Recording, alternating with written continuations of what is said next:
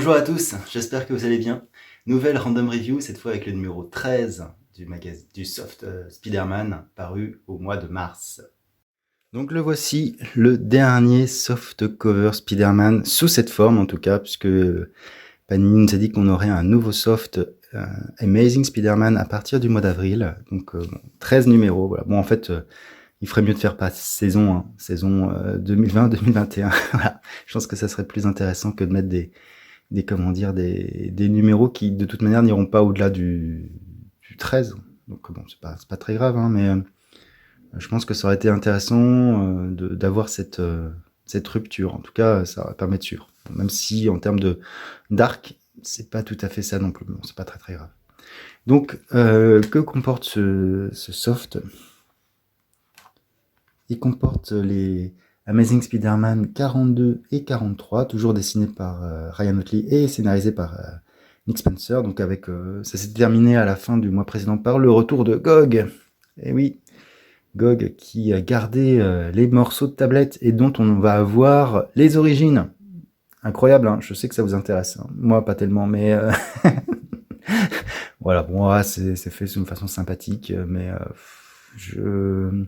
en fait, c'est assez marrant, Ryan Ottley, il a fait pas mal d'épisodes. En fait, il faudrait que je regarde effectivement combien il a fait d'épisodes, mais il y a des épisodes qui sont totalement OSEF avec lui, en fait, au dessin. C'est ça qui est dommage, parce que entre l'épisode, je sais pas si vous vous souvenez, au Mary Jane, avec avec Electro, en femme qui menaçait l'actrice, etc., qui était un peu OSEF, hein, faut dire ce qu'il y avait, où il avait dessiné des superbes planches, et celui-là où il dessine aussi des superbes planches.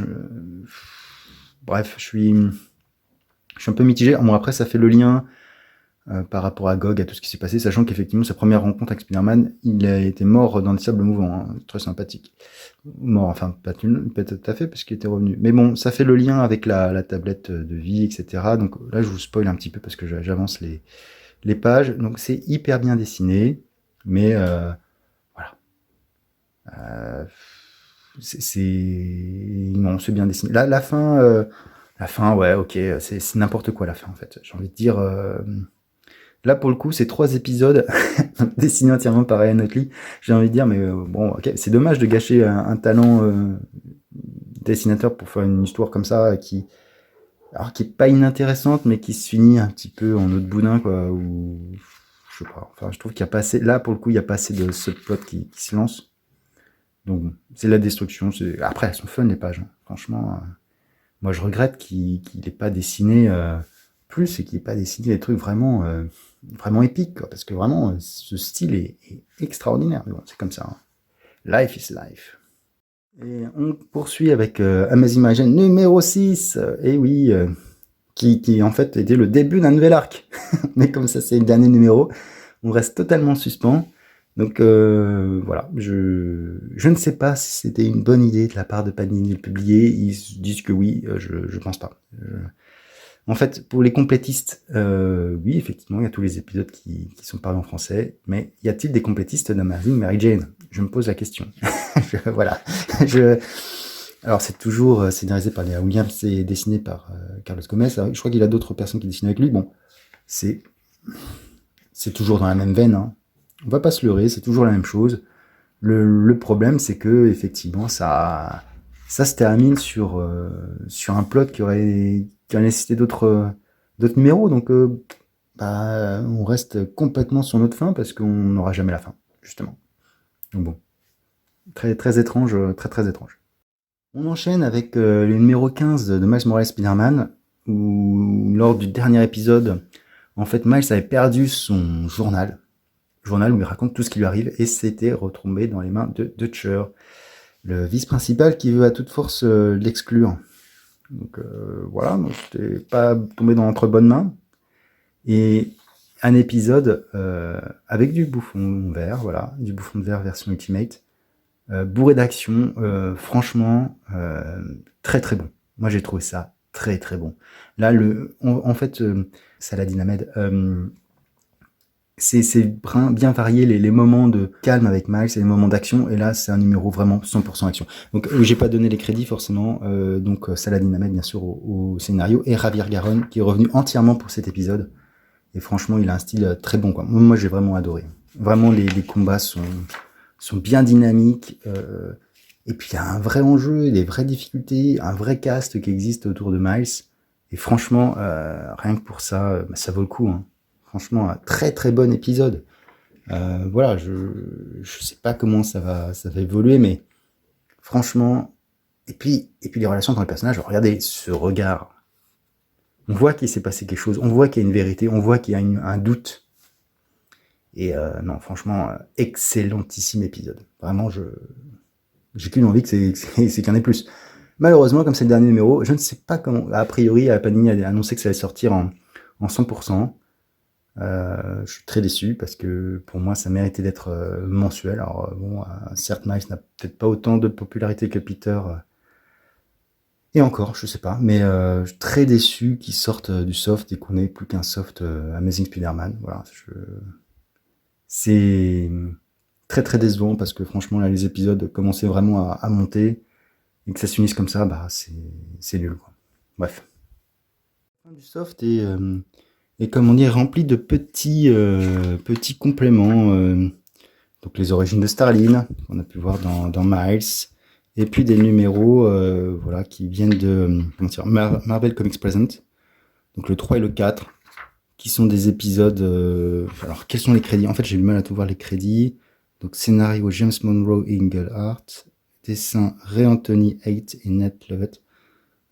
Et après, en fait, des scénaristes et Daniel Kibble-Smith et Pere Perez sur le deuxième. Alors, Pere Perez est connu, mais sinon, c'est Osef, hein. On s'en fout. Ça n'a aucun intérêt. C'est du remplissage de pages, de qualité très variable. Franchement, j'ai envie de dire, en plus, là, l'épisode, je trouve ça génial parce que on parle de mai 77. Donc là, ils font la queue pour aller voir Star Wars.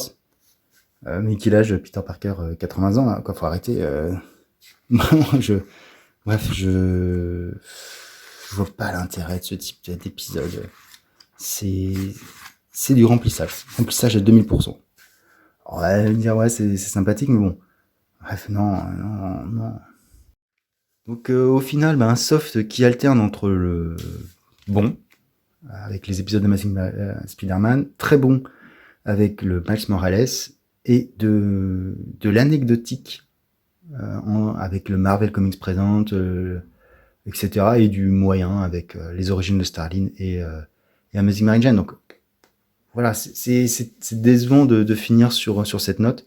On sent bien que, comment dire, je sais pas quelle est la politique de Panini par rapport à ça, mais je suis très déçu parce que finalement ils auraient très bien pu continuer avec Miles Morales, avec tout ça, et puis surtout pas mettre du Marvel Comics Present, c'était naze.